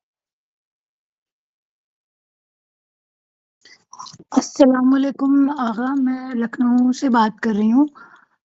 میں یہ پوچھنا چاہتی ہوں کہ جیسے اگر ہم اپنے بچوں کو مطلب کوئی بیسک اس طرح اس راستے کی طرف رجوع کریں یا اس راستے کی طرف تیار کریں تو اس سے متعلق کوئی بکس جو ہندی یا اردو میں ہوں، انگلش یا اردو میں ہوں، تو مطلب ہم ان بکس کو خود پڑھ کے ماں باپ اور بچوں کو مطلب اس طرح کی بیسک تعلیمات سکھائیں جس کی طرف اس دور میں اور اتنا مطلب دماغی لحاظ سے اتنا پولیوٹیڈ دور ہے تو اس میں ہم کیسے اس طرف رجوع کریں اس دور سے لڑ کے. جی بہت شکریہ. آپ کا سوال مجھے دو اعتبار سے بہت مفید لگا، بہت اچھا لگا. ایک تو یہ کہ آپ بچوں کی تربیت کے بارے میں پوچھ رہے ہیں جو کہ بہت اہم ہے، لیکن کچھ وجہ سے مجھے آپ کا سوال گزارش ہے برادران سے کہ اپنی مائک کو میوٹ کر دیں. دوسرے نئے پارٹیسپینٹ گزارش ہے کہ میوٹ کر دیں. تو عرض یہ ہے کہ آپ کا سوال دو وجہ سے مجھے بہت اچھا لگا. ایک تو بچوں کی تربیت کے بارے میں، اور ظاہر سی بات ہے ہمارا فیوچر اور مستقبل اسی نئے نسل اور جوان اور بچوں سے تعلق رکھتا ہے. لیکن ساتھ میں جو دوسرا پہلو مجھے آپ کے سوال کا اچھا لگا اور شاید زیادہ اچھا لگا وہ یہ ہے کہ آپ نے یہ کہا کہ پیرنٹس پڑھ کر کیسے اپنے بچوں کو چینج کر سکیں یا ڈیولپ کر سکیں. بہت بار جو سوال پوچھا جاتا ہے بچوں کی تربیت کے بارے میں تو وہ یوں پوچھا جاتا ہے کہ ہم بچوں کو کیا سکھائیں یا کیا بتائیں، بچوں کو کون سی کتاب پڑھائیں، بچوں کو کون سے کورس میں لے جائیں. یعنی گویا ساری تربیت جو بچوں کی ہونی ہے، ہم تو پوری طرح سے تربیت یافتہ ہیں. اس ٹائپ کا تصور تربیت کا میں آپ کو اطمینان سے کہہ دوں کہ یہ فلاپ اور فیل تصور ہے. بنیادی طور پر انسان جتنی اپنی تربیت کر پائے گا اور اس میں محنت کر پائے گا اتنا ہی وہ نتیجہ ایکسپیکٹ کر سکتا ہے بچوں میں. آپ نے بالکل صحیح پوچھا کہ ہم کیا پڑھیں، ہم کیسے ڈیولپ ہوں تاکہ ہمارے ذریعے پھر ہم اپنے بچوں کو ڈیولپ کرنے میں اسی اعتبار سے محنت کریں. دیکھیے میں کسی ایک کتاب کا یا کسی ایک کا نام نہیں لے سکتا. الگ سے میں اس پروگرام کے آرگنائزرز کو چند کتابوں کا ریفرنس دے سکتا ہوں. ابھی بہت ٹائم لگے گا یہاں پر اگر میں ڈیٹیل میں نام بتانا شروع کروں اور اس کے لیے تھوڑا سوچ کے پرائیورٹیز بھی بنانی ہوگی. لیکن میں یہ ضرور اس وقت کہہ سکتا ہوں کہ جو بھی آپ کرنا چاہ رہی ہیں اس سلسلے میں اکیلے نہ کرنے کی کوشش کریں اپنے ساتھ کچھ لوگوں کو ملا لیں، گروپ بنا لیں. چاہے گروپ کتابیں پڑھنے کا ہی گروپ، چاہے یوٹیوب پر لیکچر سننے کا ہی گروپ ہو، لیکن وہ فکسڈ گروپ ہو، اس کے ایک پورا ایجنڈا ہو کہ اس ہفتے میں اتنے پیجز پڑھیں گے اس کتاب کے یا یہ لیکچر سنیں گے، ہفتے میں ایک بار مل کر ڈسکس کریں گے.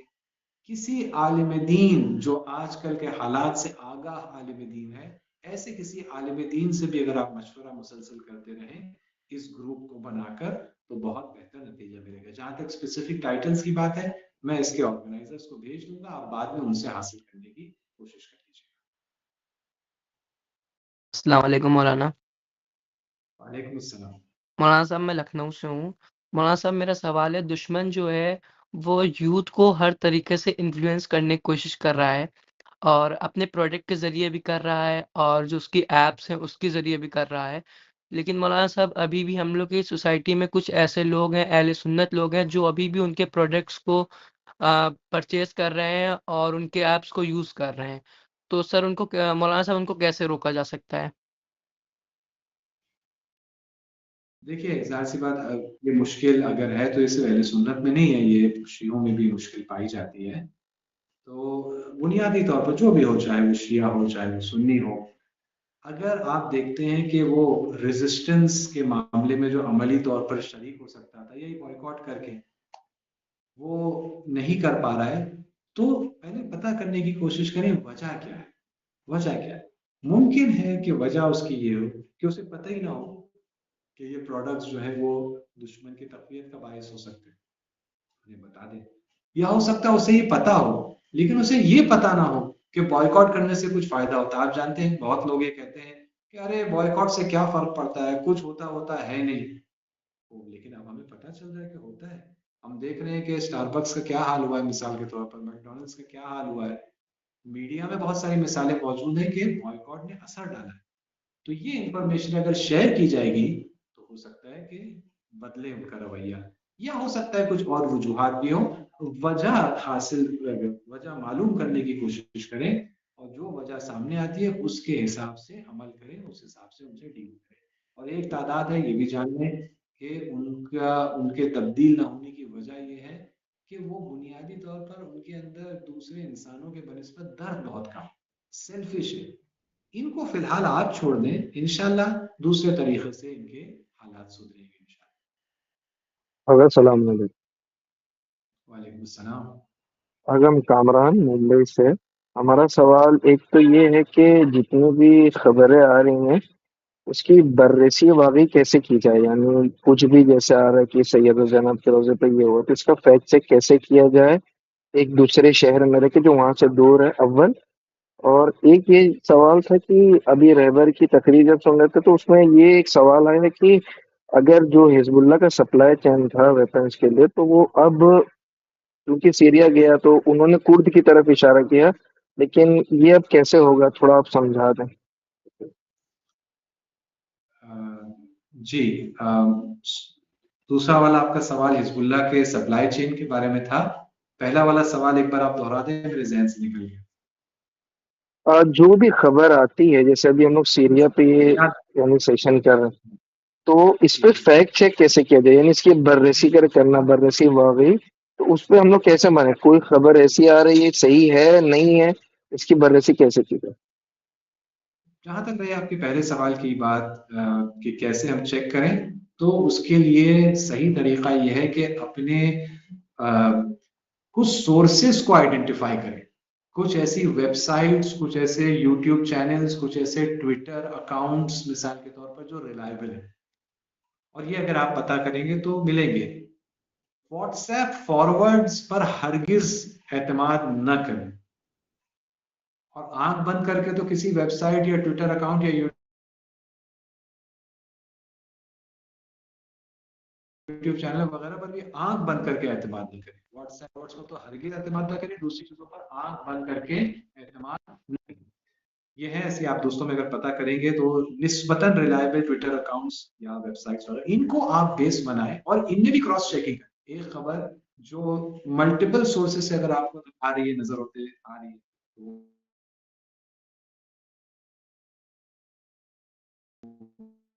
بہت بہتر ہے بجائے اس کے کہ کوئی ایک سورس کا ہے. دوسری بات یہ, خبر اگر بہت ڈرامیٹک ہے, فلاں چیز کو ڈھا دیا گیا نعوذ باللہ, تو اس کو ایکسپٹ کرنے میں تھوڑا سا ویٹ کریے, اس کو آگے جلدی سے فارورڈ نہ کریے, اتنی جلدی میں نہ رہے کہ دوسروں کو فارورڈ کریں. تھوڑا ویٹ کریے, کنفرم ہو, سوچئے کہ اگر یہ چیز خبر غلط ثابت ہوئی کل تو کتنا نقصان ہوگا, اور میں اس نقصان میں شریک ہوں گا فارورڈ کرنے کی وجہ سے.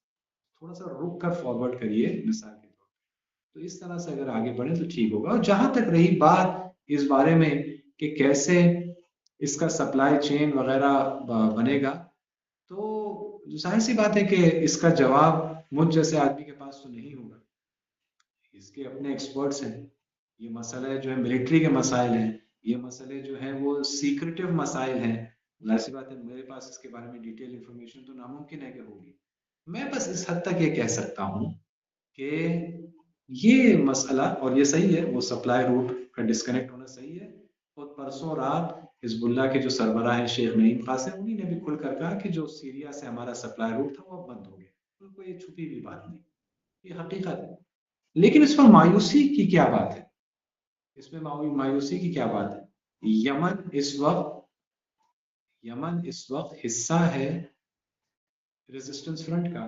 وہاں تک کون سا ڈائریکٹ راستہ ہے پہنچانے کا سامان؟ یا تو سمندر ہے، یا سعودی عرب جیسا ملک ہے. کہاں سے وہاں پہنچتا ہے؟ یا اس سے بڑھ کر غزہ کے اندر حماس، اتنا چھوٹا سا غزہ، ہر طرف گھرا ہوا یا تو اسرائیل ہے یا مصر ایجپٹ ہے، یا سمندر ہے جس پہ اسرائیل اور مصر کا پہرا ہے. کہاں سے سب چیزیں آتی ہیں، آئی ہیں؟ تو اس میں نا امید ہونے کی کیا بات ہے کہ اگر ایک سپلائی روٹ بند ہو گیا. اس دوسری جگہ ہیں جہاں پر سمجھ میں نہیں آتا ہے سپلائی روٹ کہاں ہے، لیکن ہے سپلائی روٹ. اور اس سے بھی بڑھ کر کب تک سپلائی ہونا ہے باہر سے؟ بھائی حزب اللہ سالوں سے اپنے آپ کو ڈیولپ کر رہا ہے تاکہ اس کو باہر سے سپلائی کی ضرورت نہ پڑے، اور ظاہراً کافی حد تک بے نیاز ہو چکا ہے باہر کی سپلائی سے. اور جس حد تک بے نیاز نہیں ہوا ہے، اب کیونکہ یہ نئی مصیبت پڑی ہے بے نیاز ہو جائے گا. اور یہ خود ایک پازیٹیو اثر ہو سکتا ہے سیریا کا، کہ میں نے کہا کہ سیریا میں جو تبدیلی ابھی لانگ ٹرم میں بینیفیشل ہے. ایک بینیفٹ اس کا یہی ہو سکتا ہے کہ سپلائی روٹ گنوا دینے کی وجہ سے حزب اللہ پہلے سے بھی زیادہ اور زیادہ قوی ہو جائے، پاورفل ہو جائے. البتہ فوراً نہیں، 6 مہینے بعد، 1 سال بعد شاید اور زیادہ پاورفل ہو جائے، کیونکہ مکمل طور پر بے نیاز ہو جائے کسی بھی آؤٹ سائڈ سپلائی.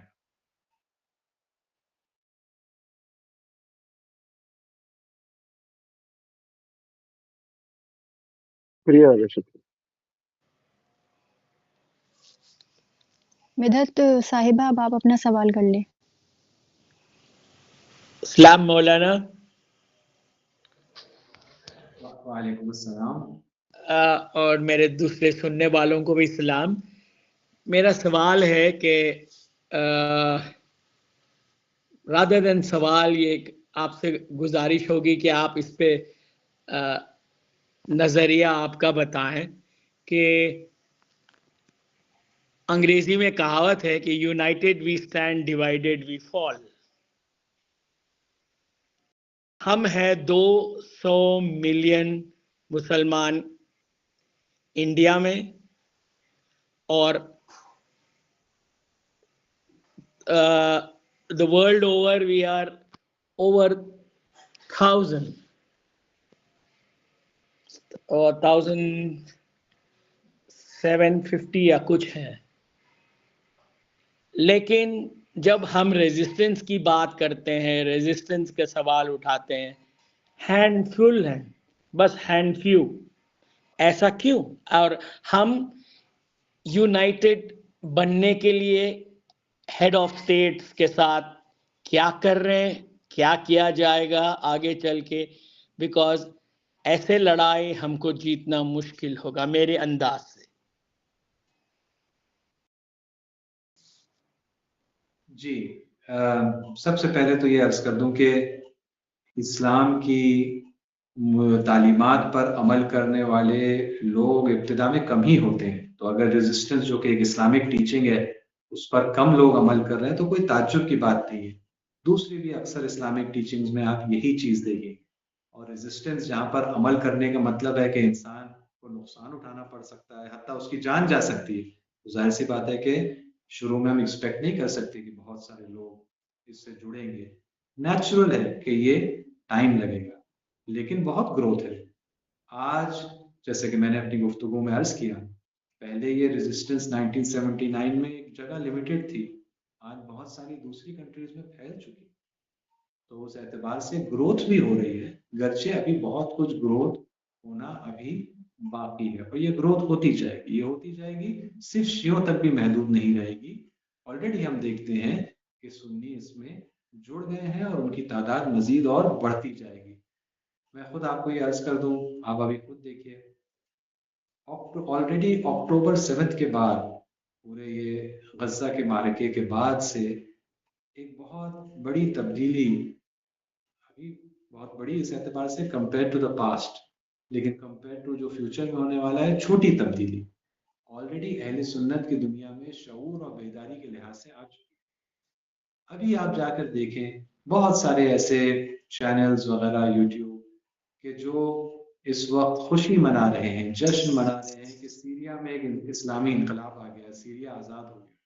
نیچے آپ جا کے کمنٹس پڑھیں ان کی، ایک اچھی تعداد کمنٹس کی ایسی ہے جو کہتے ہیں کہ بھائی میں سنی ہوں لیکن میں خوش نہیں ہوں، بھائی میں سنی ہوں لیکن مجھے سمجھ میں آ رہا ہے کہ یہ جو سیریا میں ہوا یہ اسرائیل کا ایک پروجیکٹ ہے.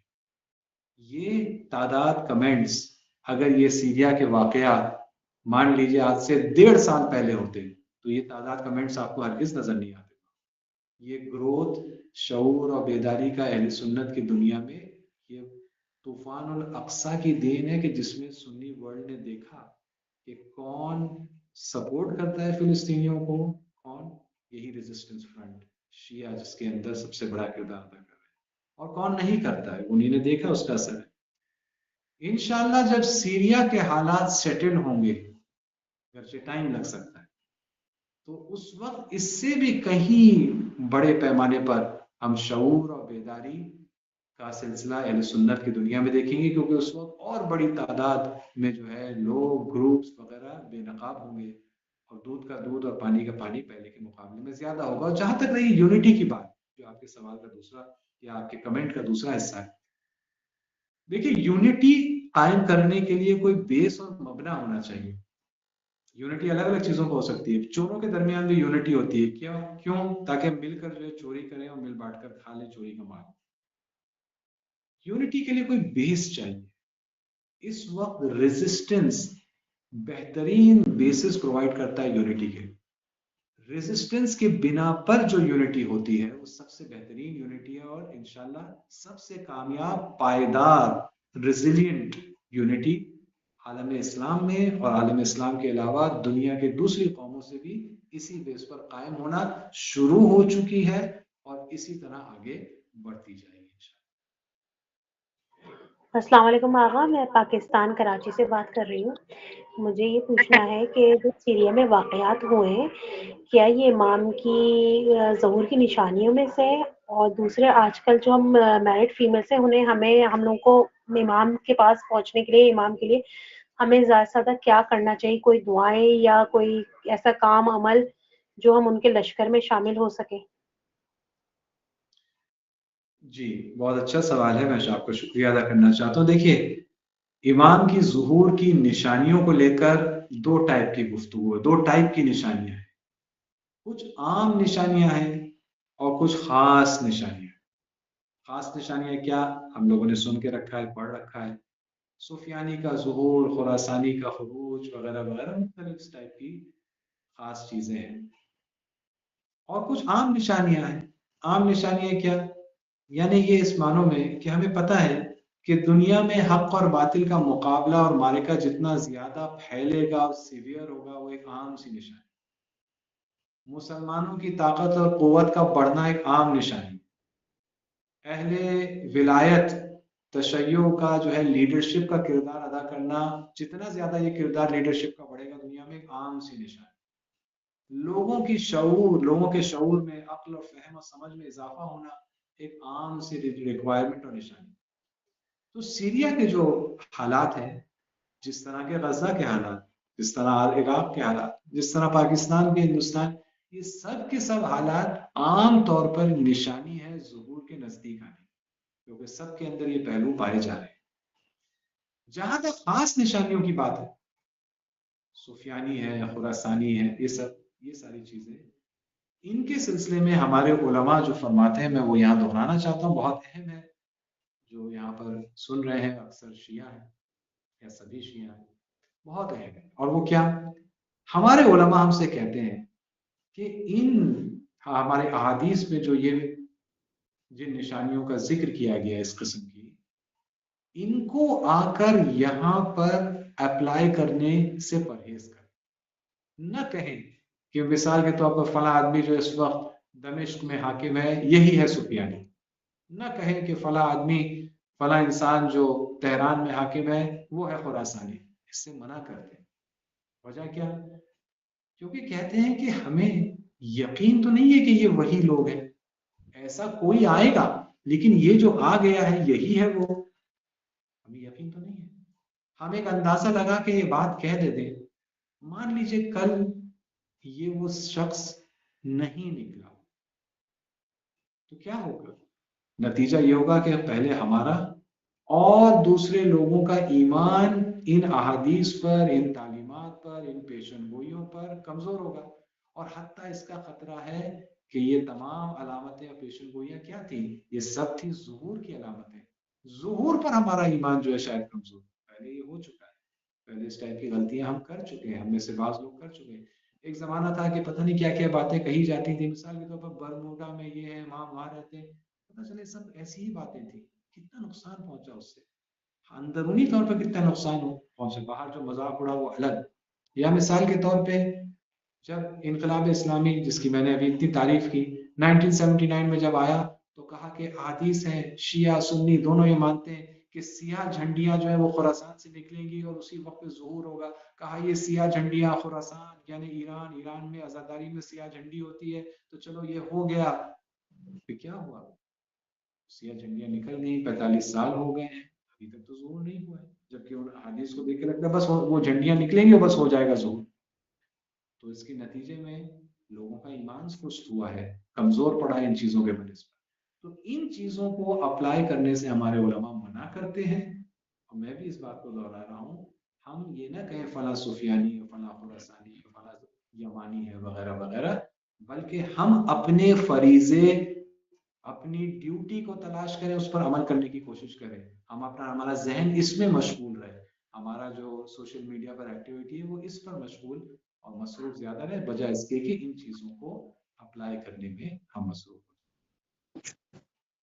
السلام علیکم آغا، میں وعلیکم دلی سے السلام۔ بات کر رہا ہوں۔ آغا میرا جو کوشچن ہے وہ امام علیہ الصلوۃ والسلام کے ظہور سے ہے۔ آغا یہ ہے کہ جیسے امام زمانہ اجل اللہ تعالیٰ فرجہ شریف کا ظہور روز عاشورہ جمعے کے دن نماز فجر کے وقت ہوگا، یہ ہم نے روایات میں اور مجالسوں میں سنا ہے۔ تو دنیا کے نظام سے آدھی دنیا میں ایک وقت میں رات ہوتی ہے اور ایک وقت میں صبح، تو یہ کیسے پتہ لگے گا کہ ظہور کس وقت کے حساب سے ہوگا یا کس ملک کے حساب سے؟ کیونکہ کچھ ملک ایسے بھی ہیں آغا جہاں 11 ٹائم زون 7 ٹائم زونز ایسے بھی ہیں۔ جزاک اللہ، شکریہ۔ میں آپ سے پلٹ کے ایک سوال پوچھوں گا، اور وہ یہ ہے کہ اس سوال کا جواب تلاش کرنے میں یا مل جانے میں ہم اور آپ کو کیا فائدہ؟ آغا جیسے آج کل سوشل میڈیا پہ بہت ساری چیزیں پھیل رہی ہیں، کچھ بے تکی بھی ہیں، اور واٹس ایپ فارورڈز تو ایک الگ چیز ہیں، کچھ معتبر لوگ ہیں جن کے ذریعے سے بھی پتہ چلتا ہے کہ مطلب روایات میں کہ بھئی یہ حتمی علامات ہیں، یہ غیر حتمی علامات ہیں، تاکہ انسان ایک آمادہ رہے۔ آمادہ رہنا ایک ٹائم پتہ ہو تاکہ ہم آمادہ رہیں، یا آمادہ کا مطلب ہے کہ دنیا کو آمادہ کریں؟ غالباً آپ بھی جانتے ہیں کہ دوسری آمادگی ہے جو امام ہم سے چاہتے ہیں۔ امام کیا چاہتے ہیں کہ ہم اپنا وقت صرف کریں تاکہ ہمیں پتہ ہو کس ٹائم زون اور کس ٹائم پر یہ ہوگا، تاکہ اس وقت ایک دم سے ہوگا، ہم اس وقت تک ہاتھ پر ہاتھ دھرے بیٹھے ہوں اور پھر صحیح ٹائم پر ہم نکل چل پڑے۔ نہیں، ایسا نہیں ہے۔ ہم سے جس آمادگی کو طلب کیا گیا ہے وہ ہے دنیا کو آمادہ کرنا ان کے لیے، حقیقی انتظار کا مظاہرہ نہیں۔ تو اس وقت ہمارے لیے وہ سوالات اہمیت رکھتے ہیں جو ہمارے فرض اور فریضے اور ذمہ داری سے تعلق رکھتے ہیں۔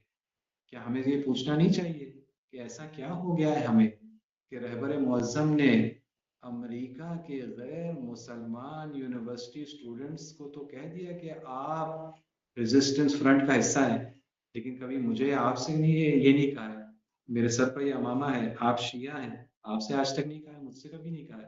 ہمیں اس بارے میں نہیں زیادہ فکر مند ہونا چاہیے کہ کیا ہمیں وہ کرنا چاہیے تاکہ نائب امام ہمیں بھی اس نگاہ سے دیکھ سکے. میرے خیال میں ہم اپنے وقت کو اس پہ لگائیں، اور ہندوستان میں فراوان اس کے مواقع موجود ہیں، ان سے ہم غافل نہ رہیں، ان پر عمل کرنے کی کوشش کریں. میرے خیال میں اب وقت بھی پورا ہو چکا ہے، غالباً ہندوستان میں 8:30 بج رہے ہیں. تو اسی پر اگر ہم اپنی گفتگو کو ختم کریں، منتظمین کی اگر اجازت ہو تو یہیں پر میں الوداع کہوں اور آپ سب کا شکریہ ادا کروں، اس امید اور آرزو کے ساتھ کہ یہ گفتگو ہم سب کے لیے، حتیٰ میرے لیے مفید رہی ہوگی، اور انشاءاللہ کہ ہمارے وقت کے امام کے ظہور کو اور نزدیک لانے میں کہیں نہ کہیں چھوٹا موٹا آمین اس کا بھی کردار ہوگا. آمین. جزاک اللہ خیر. ان کے سوال وقت کی محدودیت کی وجہ سے رہ گئے ہیں، وہ لوگ سوال البینہ فاؤنڈیشن کے انسٹاگرام پیج پہ بھیج دیں. ہم انشاءاللہ علماء سے رابطہ کر کے ان کے جوابات آپ کو بھیج دیں گے. اب میں دعوت دینا چاہوں گی خواہر فصیحہ فاطمہ کو کہ وہ آ کر ووٹ آف تھینکس دے. میں ذرا اجازت چاہوں گا، مجھے اور پروگرام میں پہنچنا ہے، جی اور جی شکریہ و معذرت کے ساتھ جی شکریہ آپ جا سکتے ہیں، کوئی مسئلہ نہیں ہے. خدا حافظ. السلام علیکم ورحمۃ اللہ وبرکاتہ. تمام حمد و ثنا خداوند عالم کے لیے جو عالمین کا پروردگار ہے. سب سے پہلے میں خداوند عالم کا شکر ادا کرتی ہوں کہ جس نے ہمیں آج یہ